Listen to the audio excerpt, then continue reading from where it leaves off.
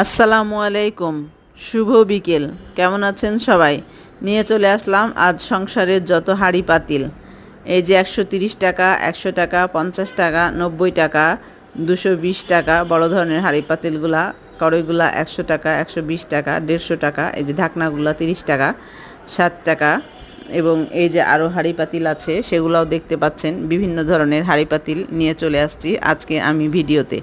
এই লং ভিডিওটা শুধুমাত্র আপনাদের জন্যে, জানি না এটা হবে কি না, তবে আমি চেষ্টা করতেছি। আসলে একা একা আর মেয়েদের জন্য এটা একটা খুবই কষ্টকর। আর যাদের কেউ থাকে হেল্প করে তাদের জন্য অনেক সুবিধা। আমার অবশ্যই কেউ নাই, তো আমি একা একাই চেষ্টা করি। তো এই যে দেখতে পাচ্ছেন এখানে কতগুলা হাঁড়ি পাতিল। এই হাঁড়ি পাতিল মেয়েরা যারা যারা সংসার করে তারা দেখবেন, যতই হাঁড়ি পাতিল থাক না কেন, হাঁড়ি পাতিলওয়ালার কাছে এগুলো হাঁড়ি তাদের কিনতেই হবে।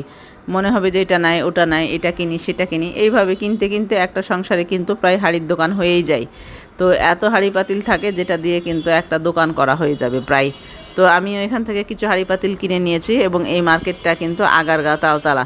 আগারগাঁ তালতলায় একটা ছোট বউবাজার আছে, এটাকে বউবাজারই বলে সম্ভবত। তো এই বাজারের ভিতরে সসপ্যান, ফ্রাই প্যান, ডাউলের হাঁড়ি, ভাতের হাঁড়ি, চালের হাঁড়ি, তারপরে সবজির হাঁড়ি, মাংসর হাঁড়ি, তারপরে কড়াই, দুধের হাঁড়ি, সব কিছু কিন্তু এখানে পেয়ে যাবেন। এবং দামগুলা কিন্তু এই যে দেখতে পাচ্ছেন, উনি সুন্দর করে কালো কালি দিয়ে লিখেছে, তাতে ওনার জন্য সুবিধা, যে কিনবে তার জন্য সুবিধা। সাথে কিন্তু আরও জগ জগ মগ সব আছে।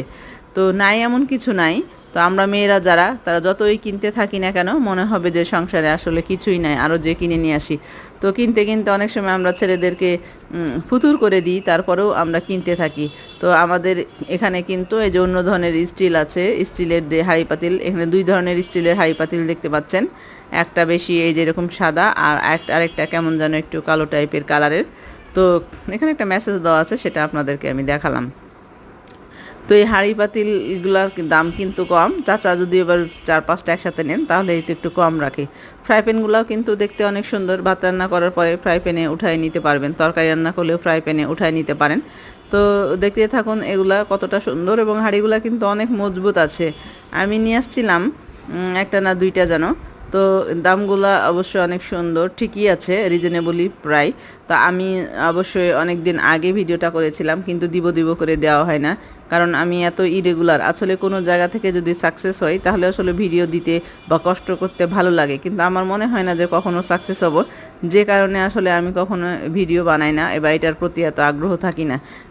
পেজ নিয়ে কাজ করি, কিন্তু সেটাও ভালো লাগে না, হয়তো এটাও ঈদের পরে ছেড়ে দিব। তো আপনারা সবাই ভালো থাকবেন, আল্লাহ হাফেজ।